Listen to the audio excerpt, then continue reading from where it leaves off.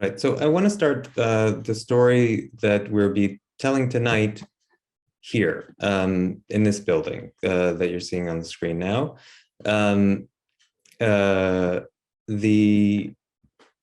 is the old, I suppose, building of the National Library of Israel, um, which was located on Ethiopia Street in Jerusalem. And it was here in October of 1924 that the citizens of British Mandate Jerusalem gathered to celebrate the arrival of an intellectual treasure. The Goldziher Library, which had just come to Jerusalem a few months earlier, was now being opened for the reading public. The 6,000 volumes, which had been the property of the scholar of Islam and Judaism, Ignaz Goldziher, they had been bought by the Zionist executive and shipped from Budapest to Jerusalem in order to found the Islam and Arabic research collection of the nascent Hebrew University and of Israel's National and University Library, now the National Library of Israel. So the celebration was held in mid-October during the Jewish festival of Sukkot. And sadly, as far as I can tell, no photographs of the event were preserved. However, the event was described in the library's own Hebrew bibliographic journal, Curator. And according to that description, and this is you can see a page from the journal here. According to that description, Jewish, Christian, and Muslim scholars and notables, as well as British Mandate officials and members of the diplomatic corps, came together to mark the occasion. Judah Magnus, the prominent Reformed rabbi who would become the first chancellor of the Hebrew University, as well as Chaim Weizmann, president of the World Zionist Organization, addressed the gathering. Both emphasized how in the Goldziher Library, scholars from all races and religions, and this is a quote, of the land of Israel would meet in collective effort. The new librarian assigned to manage and catalog the collection spoke as well. His name was David Zvi Banet, the former head of Oriental manuscripts at the Berlin Stadtbibliothek and future director of the National Library of Israel itself. A 4-room house was rented next to the existing library building to provide a space for the new books. 2 of the rooms were dedicated to Goldziher, and the remainder were left to accommodate expansion. Goldziher's 6,000 volumes represented a massive addition to the Jerusalem Library's holdings, which only a few years before had stood at only 30,000 books. Now, just at this point, I want to pause and pose a few questions. The most important being, what is all the fuss about? Then and now, the library receives and acquires collections from scholars in Israel and around the world. And we don't always, or even often, invite local leaders and government officials to celebrate the acquisition. And we also don't dedicate special rooms in the library or a dedicated librarian for the books. So why was Goldziher and his library so important? So I want to say a few words about Goldziher himself and then about his own collection. About Goldziher, it's no exaggeration to say that he was the leading European scholar of Islam during his lifetime and the founder of the modern academic study of the field. Ignatz, or Yitzhak Yehuda, as he was known in Hebrew, was born in the central Hungarian city known in German as Stuhlweissenberg in 1850.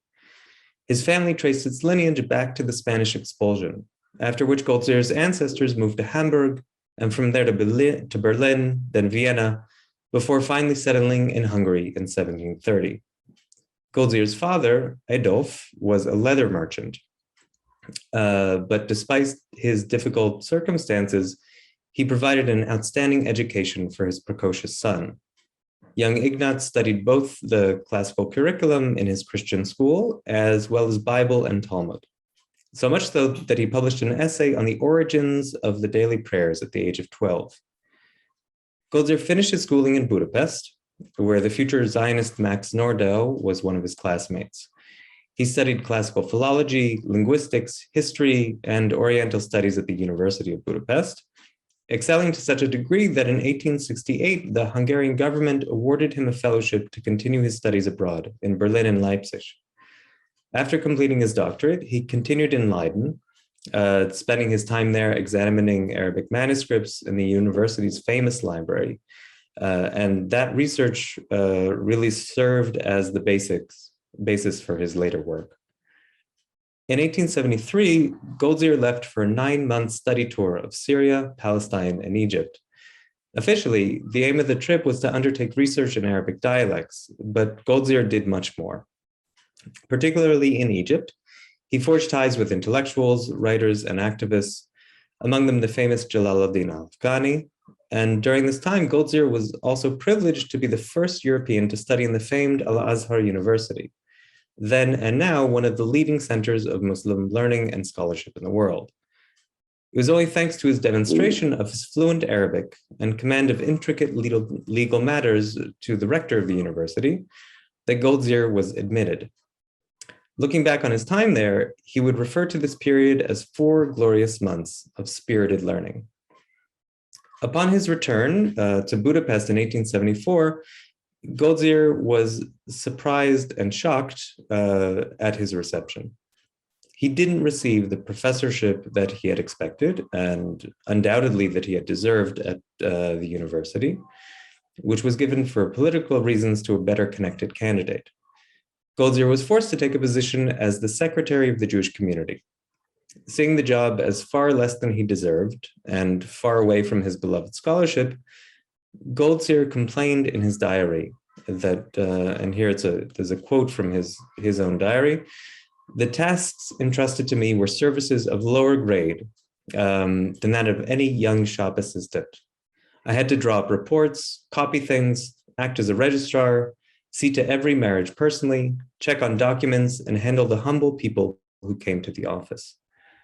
Nevertheless, despite his long work hours and the tasks that were imposed on him, on nights, weekends, and on his vacations, he continued his scholarship on both Judaism and Islam. In addition to public lectures on various themes and his participation in international scholarly conferences, Goldziher published widely in Hungarian and in German. In 1875, he published his major work in Jewish studies, a book on myth in the Bible and in Judaism, and his landmark 2-volume Muslim Studies came out in 1888 and 89. This work, still cited today, it's not too much to say that it really revolutionized the study of Islam, not only because of the breadth and diversity of the subjects that it encompasses, but because, as has been written, of its guiding notion that Islam was a faith in constant evolution. So I had some time today to go to the library's own collection and take out our copy of Goldziher's, the first volume of that work, Muslim Studies, obviously in German. And if you notice, the signature down here at the bottom is that of Gotthold Weil, who is another great German scholar of Islam, also former director of the National Library of Israel. So he had clearly studied Goldziher's book and then donated it to our collection. So in his own lifetime, and certainly after the publication of this work, Goldziher was the most famous and most sought-after scholar of Islam in Europe. He was even, in the end, granted the long-denied professorship in Budapest. It's no surprise, then, that during the 30 years he spent as community secretary, Goldziher was offered numerous appointments at universities outside Hungary, in Strasbourg, Uppsala, Paris, in Jerusalem, and Cairo. He refused every one. The reason was that his Hungarian patriotism and his deep bond with his homeland. His strong Jewish affiliation was a religious identity, but not at all a national or a Zionist one. He was a son of the Hungarian nation, and as he wrote in an 1889 letter, "When I headed for Hungary from Jerusalem," meaning when he returned to Hungary from abroad, in particular from his Eastern journey, I felt like I was coming home. To reiterate the point, part of the attraction of acquiring Goldziher's library lay in the fame, reputation, and prestige of this internationally renowned Jewish scholar. But the contents of the library itself were no less important. There's no doubt that Goldziher held one of the richest private research libraries on Islam in Europe. His collection included items that he had acquired over the decades of his scholarship, beginning with his study trip to the East in 1873 and 1874. The growth of his library was also closely connected with the growing collections of Hungarian national institutions. On his Levantine journey, Goldziher was charged with purchasing books, 100 in all, give or take, for the Hungarian Academy of Sciences, alongside the books he bought for his own library. And throughout his career, he was consulted by the Academy on purchases in the field of Arabic and Islam, and he refrained from buying items for himself for his own personal research library that already existed in the Academy's collections. So to get a, To get a better sense of the contents of Goldziher's library, we can turn to this catalog, a page from which you can see here, which was prepared following his death in 1921. As far as I can tell, the National Library of Israel holds the only copy of this catalog, which was compiled by Goldziher's student, Yosef de Samoyi, following his death. The copy was then sent to Hugo Bergman, the Prague-born philosopher, Zionist, and friend of Buber and Kafka, who served as the National and University Library's first director from 1920 to 1935. The catalog includes 5,939 volumes, as well as offprints of 1,298 scholarly articles organized by subject, primary sources published in the Islamic world, Islamic and Oriental literature in European editions, modern studies of the Orient, Bible, Hebraica, and Judaica, books on philosophy, travel literature, and classics, European history, archaeology, and other assorted topics classed under the category Varia, and academic journals, series, and dissertations. This catalog, and here's another page from the catalog just to show you another example. It's an interesting document in and of itself because it really shows the variety and breadth of Goldziher's book collecting. And the list of books includes not only editions of classical Islamic literature in Arabic, Turkish, and Persian, published throughout the Middle East, in Beirut, Istanbul, Iran, India, and Egypt, but also European editions and studies of Islam. It's a working library. It's without a doubt the most important private library of Islam that existed at the time.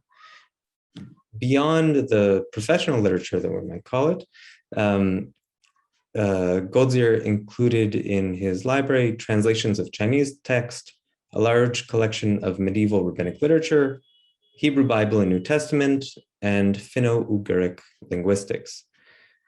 Just as important as the books themselves, though, were Goldziher's own annotations and marginal notes in the volumes. These marginalia, and I'll show you here, this is one, or an example of one. This is from one of the manuscripts that Goldziher had in his library, copied in Cairo in 1892. And here on the side in pencil, you can see Goldziher's own notes. He's underlining portions of the text, writing corrections or emendations on the side, his notes in German, as well as computations of some kind. These marginal notes, they really, as I said, they show us not only what Goldziher was reading, but what he was thinking about it. And not every book, but most of the books in the collection now housed in Jerusalem have annotations and notes of this kind.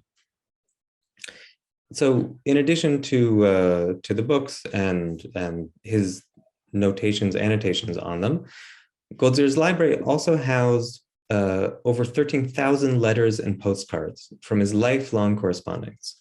And that collection, that correspondence collection, is now part of the Hungarian Academy of Sciences, has all been digitized and is available online. So I recommend anyone who's interested and doesn't yet know about it to check it out.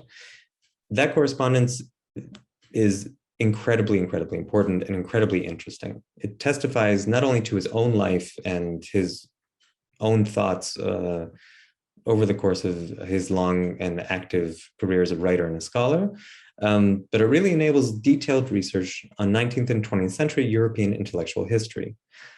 There's a great anecdote about Goldziher's correspondence, which is relayed to us by Avraham Shalom Yehuda, a Jerusalem-born scholar, activist, and manuscript dealer who was Goldziher's student, and we're going to mention him more in what follows. So Yehuda describes how Goldziher would divide his correspondence into two parts.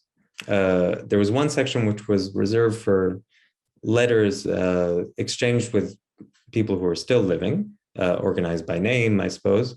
And there was a second section organized, which was reserved for those who had already passed on to the Beit HaChaim, which is, of course, a Hebrew euphemism for the cemetery.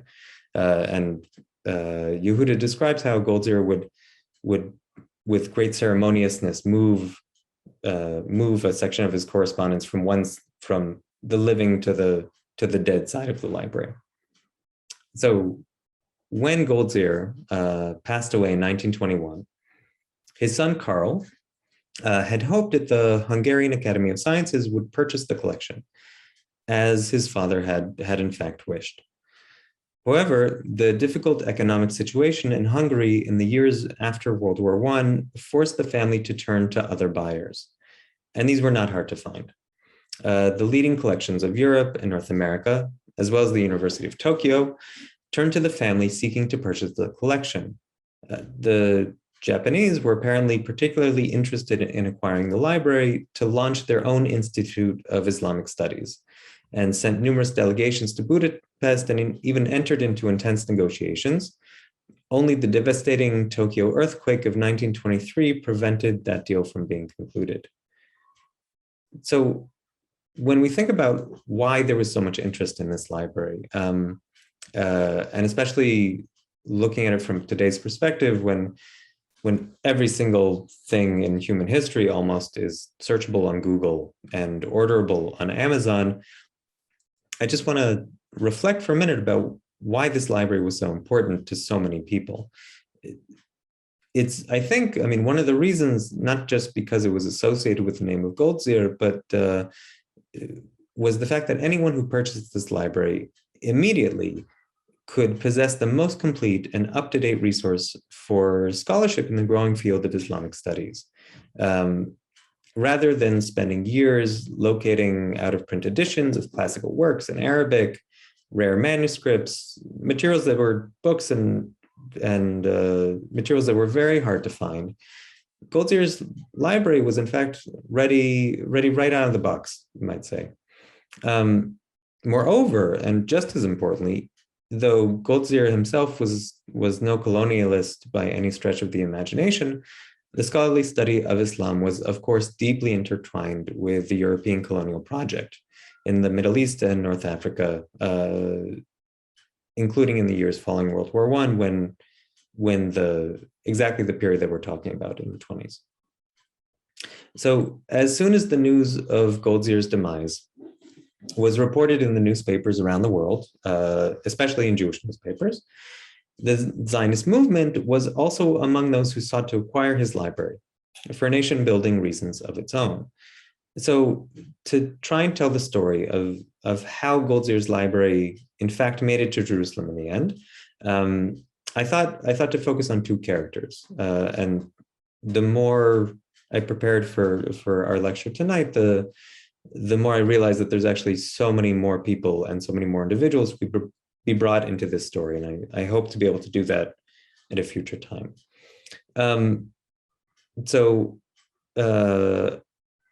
I hope, though, through the stories of those who I have decided to focus on, that we can touch on some of the larger issues at play in the move of Goldziher's collection to Jerusalem. So the first character who I want to introduce is Avraham Shalom Yehuda. And we can see him here. He was born in Jerusalem to a Jewish family in 1871. And just like Goldziher himself, in fact, he left his home for Germany in 1896 to pursue his higher education. Yehuda earned his doctorate from the University of Strasbourg in 1904, and the topic of his dissertation was the medieval Spanish Jewish scholar Bachya ibn Bakuda, which he completed under the tutelage of another leading scholar of Islam, Theodor Noldeke. Despite the fact that Noldeke was officially his advisor, Yehuda dedicated the thesis to Goldziher. He wrote, "He was indeed the first one who prompted me to do this edition of the book that he had loved in his youth. He considered it a noble duty," and here Yehuda is talking about Goldziher, "he considered it a noble duty to support me in every way and advise me with wise counsel until the end." So the two men's relationship, as reflected in the prolific correspondence between them, dates from 1902 right up until Goldziher's death in 1921. Yehuda's connections with Goldziher's wife Laura and his son Karl continued in the years after.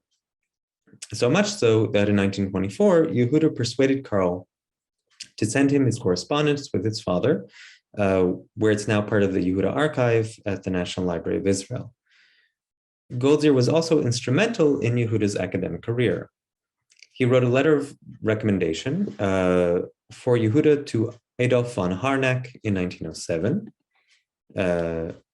He encouraged Yehuda to pursue a professorship at Cairo University in 1908, a plan that apparently never came to fruition because Yehuda would not have been allowed to teach Hebrew there. And Goldziher also played a central role in helping him secure Europe's first chair in Jewish studies at the University of Madrid, a position that he held from 1913 to 1920. As a student of Goldziher and as a Zionist activist himself, it's natural that Yehuda would be involved in the purchase of the library. And in fact, Yehuda indeed casts himself in a leading role in this story. He does so in one of the most interesting documents about the acquisition of the library, an article that Yehuda wrote entitled fittingly enough, The Goldziher Library for the London Jewish Chronicle on April 25th, 1924. That is only a few months after the collection arrived in Jerusalem. After describing the library's unique contents, Yehuda writes that its move to Palestine will serve Arabs and Jews alike, inspiring both of them with the wisdom of ancient Arabian culture. That is ancient Arabian culture in opposition to contemporary Arabian culture, and it is the former that Yehuda saw as the proper model for new Jewish life. Yehuda was even more expansive in the Hebrew translation of his Jewish Chronicle article, which appeared in the journal Ha'olam, the official organ of the World Zionist Organization. So here, I'll read just a paragraph from, in English, a translation of that article from Ha'olam. "Such a library as this, which contains a lovely and amazing treasure of the best Arabic literature and the finest works of Islam, may indeed become a meeting place for Arab and Jewish scholars alike. There they may sit as brothers in wisdom and friends in scholarship, and the inspiration of enlightenment will impart upon our neighbors, those closest to us both genealogically and in mindset, the same spirit of tolerance, of munificence, kind-heartedness, and generosity in which the Arabs excelled in ancient times, during their rule of East and West, and during the most sublime generations of their intellectual achievement and culture." So the point here, meaning Yehuda's point, is not that Arab and Jewish scholars would meet on equal terms in the Goldziher library. Yehuda saw the acquisition of the library, the fact that it came to Jerusalem to be part of the National Library of Israel and the Hebrew University, as a means by which Jews would inquire the qualities and refinement of the early Islamic period, and quote unquote enlightened Arabs would be drawn closer to European culture and European values. In the article, Yehuda also gives a very concise account of the collection's acquisition. It's natural, he writes, that the library of a scholar of such universal interests and so universally known should have attracted the attention of such wide circles. From various quarters, inquiries and offers reached his family, among them being various important scientific institutes in Europe, Asia, and even the Far East. It must, however, be laid to the credit of the executive of the Zionist organization that they figured among the first to display lively interest in the collection, and that continued negotiations with the family until they led to the fortunate success of acquiring the collection. This article, as well as Yehuda's close personal relationship with Goldziher and his longstanding involvement in the Zionist movement, had led us at the National Library of Israel to surmise that Yehuda himself was in large part responsible for bringing Goldziher's collection to Jerusalem. However, the archival evidence, both the archives that we have at the National Library and the Central Zionist Archives, actually point in a different direction. In a letter dated March 10th, 1923, Professor Julius Nemeth, the noted Hungarian Turkologist, wrote to Yehuda on the recommendation of Karl Goldziher, that is Ignatz Goldziher's son, asking him to estimate the value of the library. At this point, the Zionist executive was already in negotiations with the Goldziher family, and Karl, I suppose, wanted to know how much the library was worth. Karl's instinct, it seemed, was to turn to a friend of the family who both knew the collection and had experience in the book trade. Yehuda's brother was a well-known book dealer in Cairo who had sold volumes to Goldziher. Later, Yehuda himself would become one of the most important manuscript dealers of the 20th century, selling to Princeton University, the University of Michigan, the National Library of Medicine, and other institutions. At the end of his life, Yehuda bequeathed his remaining manuscripts and archives to the National Library of Israel, where they remain until today. Yehuda's reply to Nemeth's short message, which is no less than a page, as you can see here, came in 8 typed pages on July 10th, 1923.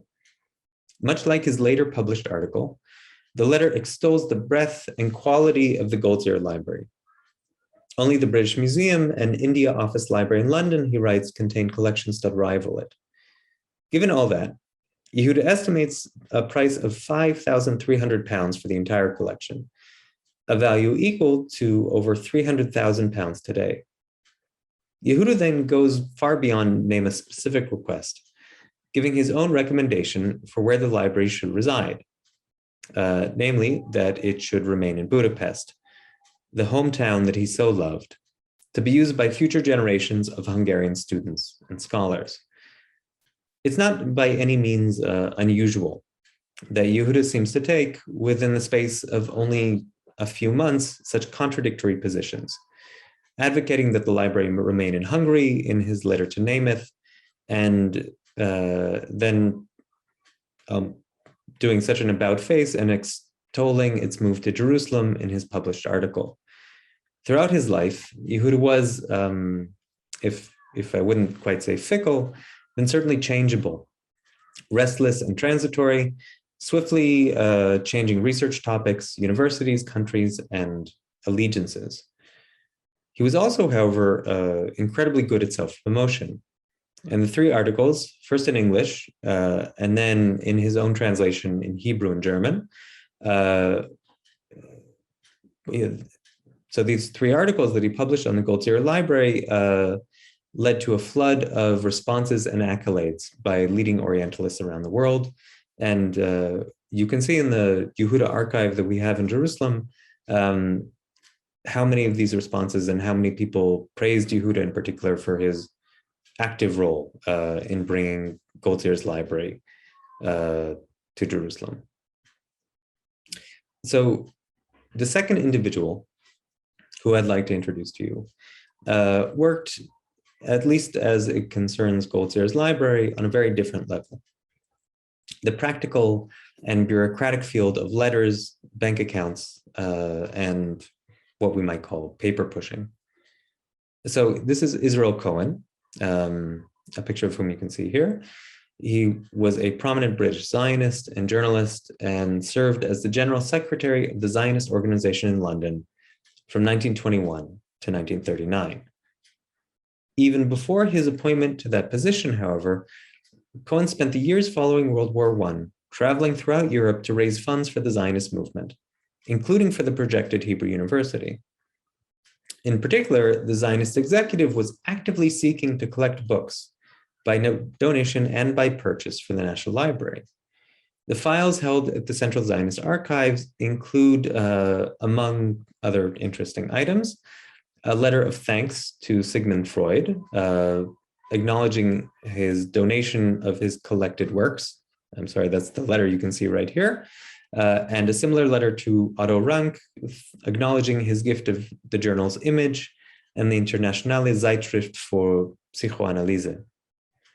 The intense interest in acquiring the Goldziher Library was part of these larger efforts to invest in and to build up the National Library in Jerusalem through any means necessary. Numerous contacts with various individuals, collections, and donors around the world, particularly in Europe. So in late January 1924, Cohen had returned to Budapest, a place that he had visited in the past as part of his fundraising tours, to finalize the sale of Goldziher's library. In a letter from February 7th, 1924, Cohen vehemently complains to David Eder, a psychoanalyst who also served on the Zionist executive, that the sale was being held up by a delay, in particular, a delay of money. The Zionist executive needed to transfer £2,000 to the Goldziher family's bank account in Budapest. This was 2,000 out of the 3,000 total paid for the library. By the way, far less than the amount that Yehuda had estimated. Unless and until this is done, Israel Cohen writes, the packed cases of books will continue to lodge in the Hala Uchta, and the old lady will be watching over them. That is Ignatz Goldziher's widow, Laura. Cohen also emphasized that the terms of the sale must remain secret. I wish to add that the purchase of the library is being kept as secret as possible here, and it is necessary that this secrecy shall continue at least until the books are out of the country. I presume that you have not mentioned the name of Goldziher in connection with the payment. The name must be kept entirely out of it for special reasons. These special reasons mentioned, I think, are first and foremost the presumed public opposition to the fact that this important researcher's library was leaving Hungary at all. In fact, the British Foreign Secretary, Ramsay MacDonald, had to personally intervene with the Hungarian government to acquire an export license for the books. The British were interested in doing so, I would imagine, as the library would then move to British-controlled Mandate Palestine. The Central Zionist Archives contains a letter from a member of the British Embassy in Budapest, John Dalton, from January 27th, 1924, informing Cohen that the Hungarian government have no opposition to the proposed export of the Goldziher library. So this evidence, I think, that we find in the Central Zionist Archives really shows the nuts and bolts dealings of how this collection got from Budapest to Jerusalem, and the numerous connections and the web of diplomatic relations that had to be called upon to make it happen. I want to end, as our time comes to close, with a few words about institutional memory. And as I said before, I'd be happy to answer any questions following the talk. So the picture you see here is taken from an album of photographs put together in the early 1930s, it seems. It's a collection of photos from the first National Library building that I showed at the very beginning of the talk, and also from the building on Mount Scopus, where the library moved when the university opened there. So this plaque was in the Goldziher library room that I had mentioned, where all the books were kept, and it acknowledges a gift of £1,000 to the National Library of Israel by the Jewish ladies of Rhodesia in Africa to pay part of the cost of the Goldziher library. So since this plaque was posted, let's say in 1924, the National Library of Israel has moved now 2 times. First to Mount Scopus, and then to the Givat Ram campus of the Hebrew University in central Jerusalem, where it now resides. And within the next year, the library is going to move again to its new building just opposite the Knesset. Through all these moves, the institutional memory of the Goldziher Library has, in a certain way, evaporated. Anyone who you might ask today would probably not know that Goldziher's books are in Jerusalem, and many of the people who work in the library even are unaware of the fact that this collection exists. It certainly doesn't exist today in a separate section.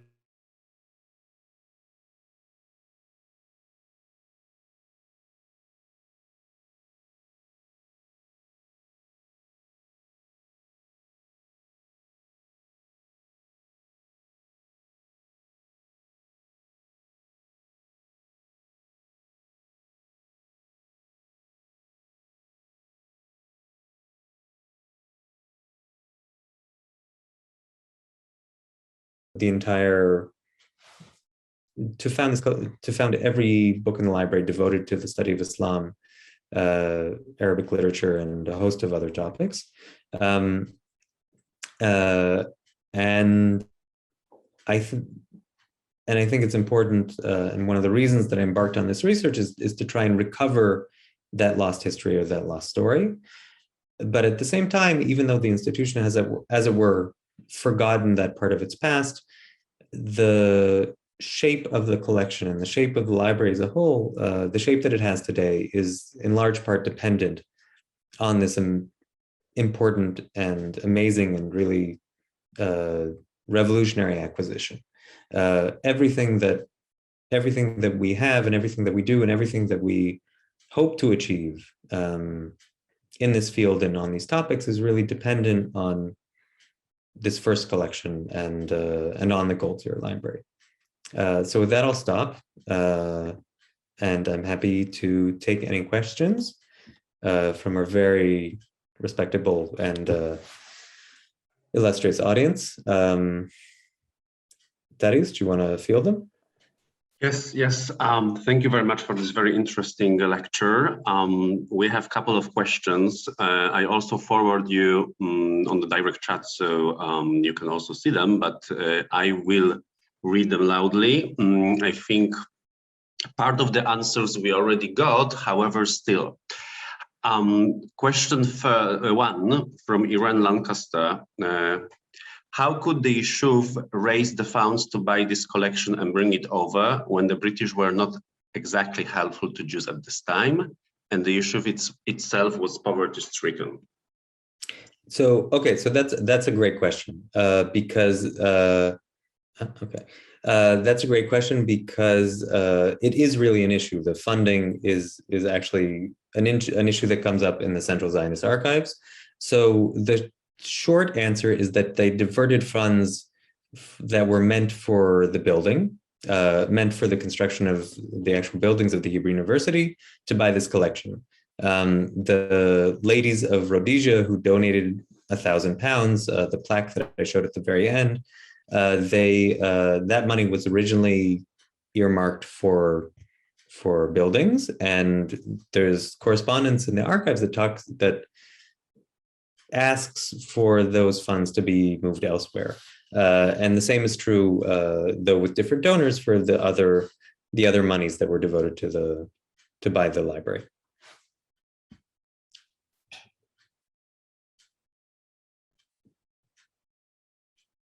Thank you for this. Yeah, thank you for this answer. The second question we have from Sarah Adler. Did Ignatz obtain donations to purchase items, as we assume he did not earn much? And how many languages did he speak? What was the first part of the? Did he obtain any donations to purchase the items for his collection, or how? Basically, I understand the question is how he was collecting his books. That's a great question. I noticed that Kinga, who's an expert from the Hungarian Academy of Sciences herself, is with us in the audience. So it would be great if you could post something in the chat about that. I would only say, as far as I know, and Goldziher's own purchases, that in his library there are numerous books and as well as offprints of articles that he received as gifts from various Orientalists around the world and around Europe. And as to how many languages he spoke, he wrote in numerous languages: German, Hungarian, Hebrew. At least his correspondence is in all those languages. Of course, he spoke Arabic, Persian, Turkish as well, and could read English and French, and perhaps others. Okay, thank you very much. Actually, we do have a comment from Kinga from during your lecture. I will read it so everybody can listen as well. So Kinga said that actually he did not wish that his library will be purchased by the Hungarian Academy of Sciences. He wished, however, that the library will be donated. However, since he passed away and he have not left the will, so he put the fate of the books in his son's hands. Mm-hmm. So yeah, here we have the answer for this as well. Okay, we have a couple more questions. Actually, we have many questions. From Aliza, why did he choose to focus on Islam? Was he ever resented for it? So his interest in Islam,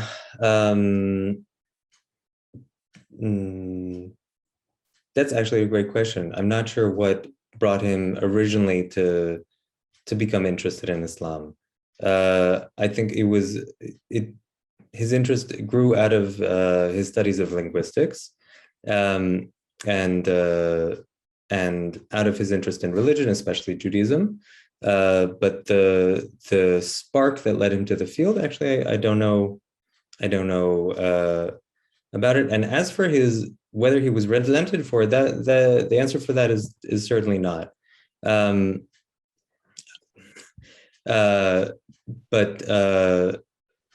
Meaning that the study of Islam at the time was one of the most fascinating and growing and attractive fields within the humanities. And Goldziher's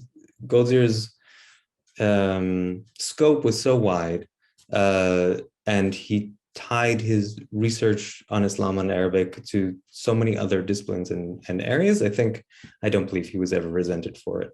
So Kinga writes, and I'm so glad that Kinga is in the audience, that his linguistic interest in comparative Semitic philology, and I think this is certainly true, led him to delve deeper into the study of Islam.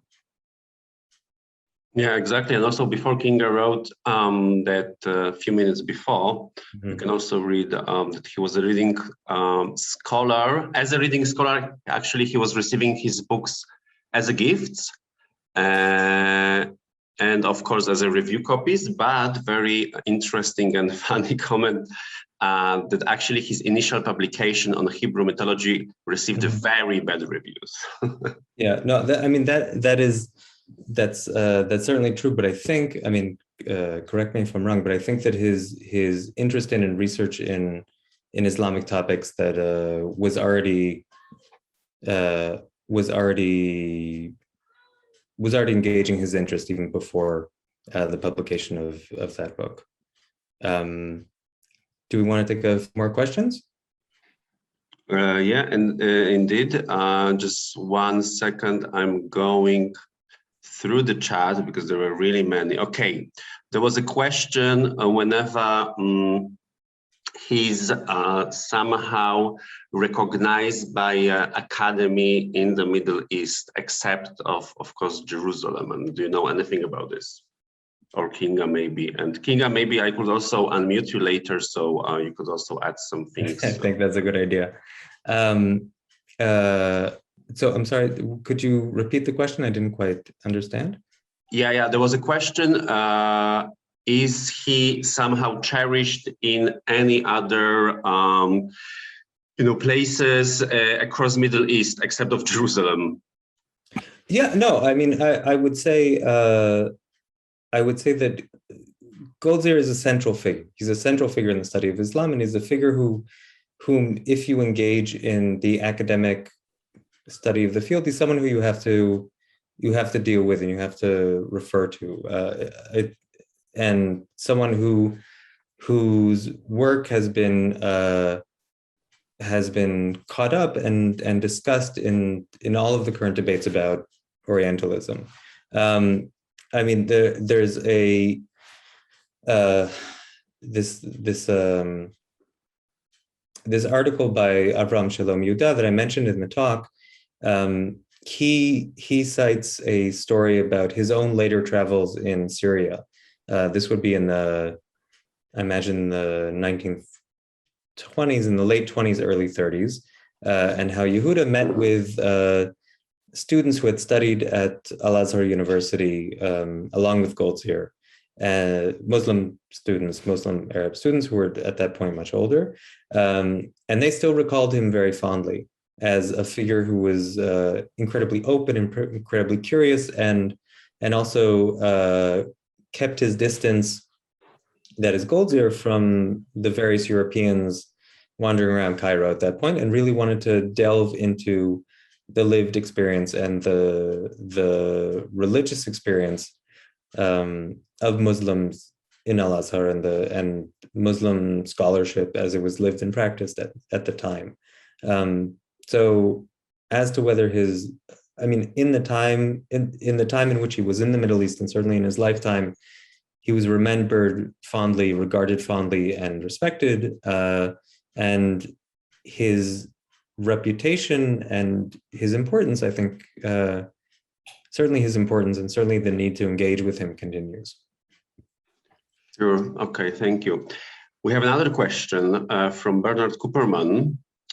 Could you address how the collection and other elements of the library collection were actually used by students? Were the books open to all, or was there only restricted access to established scholars? And did it help to shape a faculty of Islamic studies? Okay, right. So that's also a great question, and the question of how the library was and is used, I see, has come up a little bit in the chat. So the books were open to students, and they still are. There's great pictures.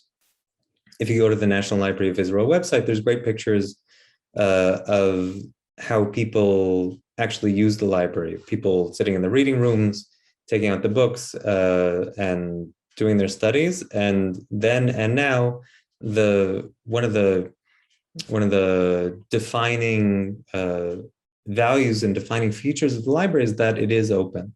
So Goldziher's books were open to all who wanted to use them, and that was actually one of the justifications for acquiring this collection. Just especially because Goldziher had included so many annotations and so many marginal notes and corrections in his various books. The goal, and one of the goals in acquiring the library, was to be sure that students could have access to this great and pioneering thinker's ideas, even if there was something that he hadn't had the chance to publish in his lifetime. And as for the use today, anyone who comes to the library can order one of these books to the reading room, and if you open up a library card, as it were, you can even take them home.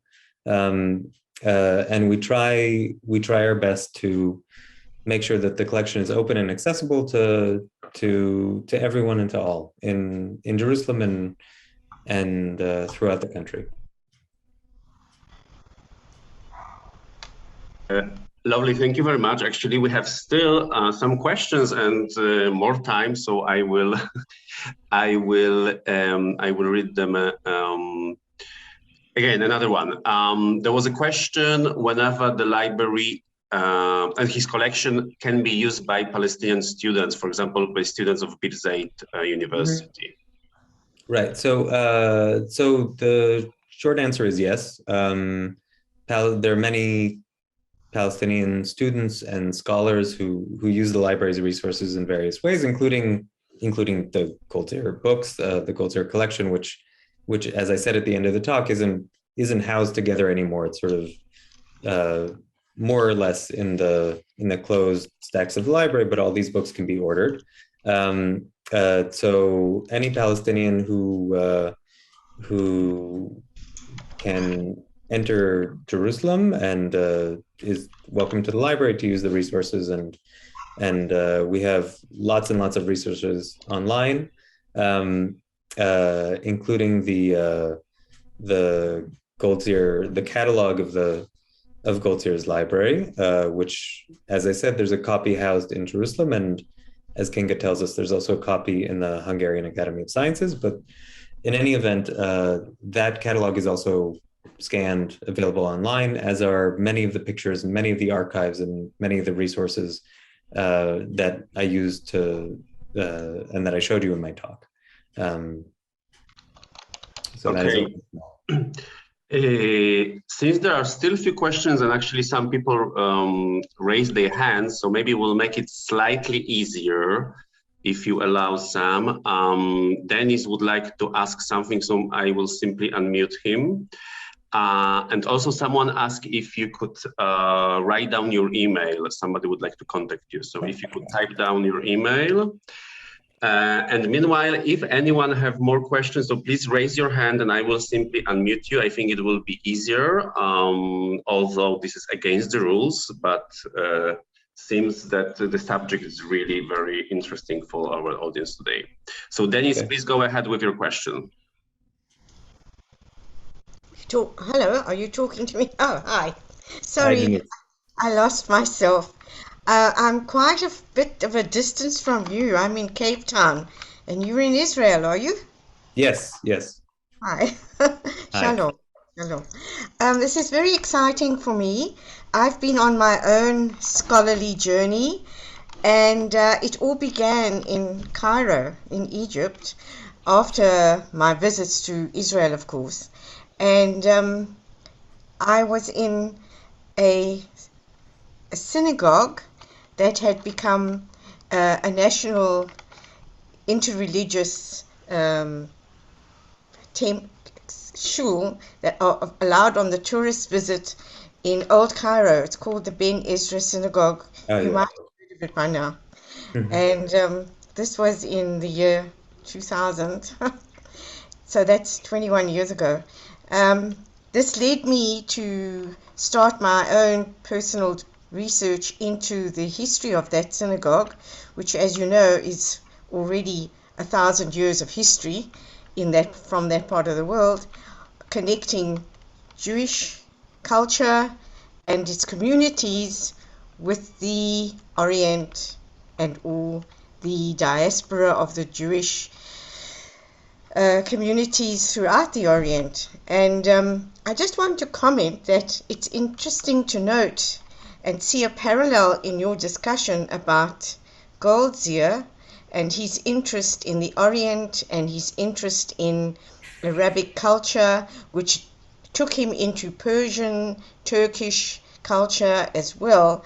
And one must realize that being, as he was a Hungarian, that Ottoman Empire had great influence over that part of Europe. So it opened the doors, especially the academic doors, to explore what this Oriental, Islamic, Arabic culture was all about. And I'm sure many of us are very aware that the Persians in particular and the Arabic literary scholars love to write, and they've written so much in various forms of literature, and it's not surprising that Goldziher would have slowly got tracked into that world and that field of literature.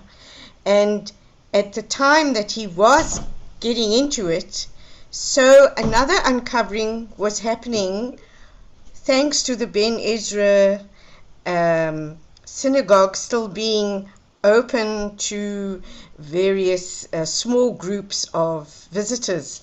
And that was the famous uncovering of the Geniza.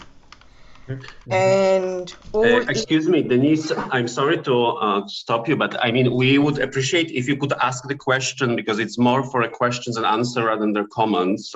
So if you have any question, please do ask. I don't actually have a direct question. It was really a comment just to respond and say I see a parallel between Goldziher's interest in the Orient and the literature and what was happening with the uncovering of all the fragments of information, manuscripts, everything coming out of that Geniza in Cairo. So it's I mean, thanks, Denise, thanks for the comment. I do want to respond to that, and I want to say also thank you very much to everyone for being here and having stayed, and I'm happy, of course, as I move on with my own research in this topic to hear your feedback and hear your thoughts. So to me it's incredibly helpful. So I think the parallel between the Cairo Geniza and Goldziher's library is both illustrative and informative, and at the same time, they're very different kinds of collections. So on the one hand, of course, the Cairo Geniza is if nothing, not random. It's whatever happened, they happened to throw in that attic room at the Ben Ezra synagogue. And as Peter Cole and Adina Hoffman put it in the title of their book on the Cairo Geniza, it's sacred trash. It's really trash. It's trash that happened that couldn't be thrown away because it was written in Hebrew characters, or it had the name of God on the documents, as opposed to Goldziher's library, which was built and was put together with such incredible devotion and thought and intention. At the same time, though, and I say this as someone coming from a library as my institutional home,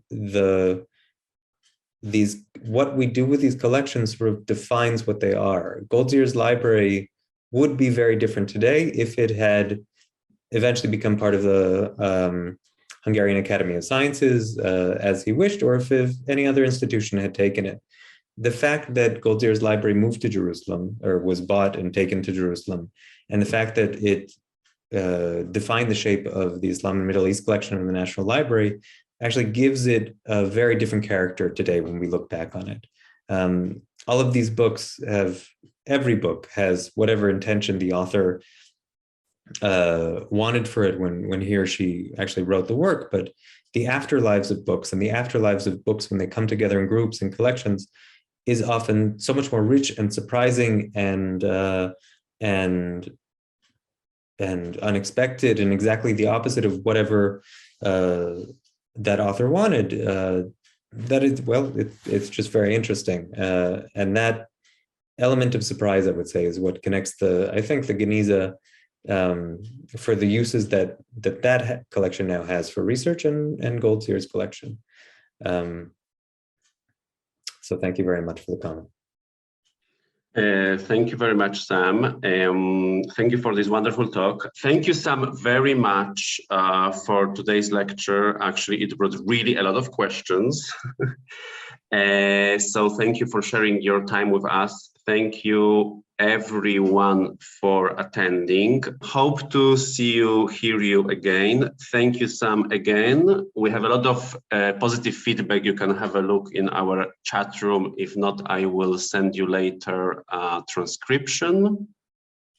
So okay, thank you again. Thank you, Darius, and thank you very much. Thank you again, and have a great evening. Have a great evening.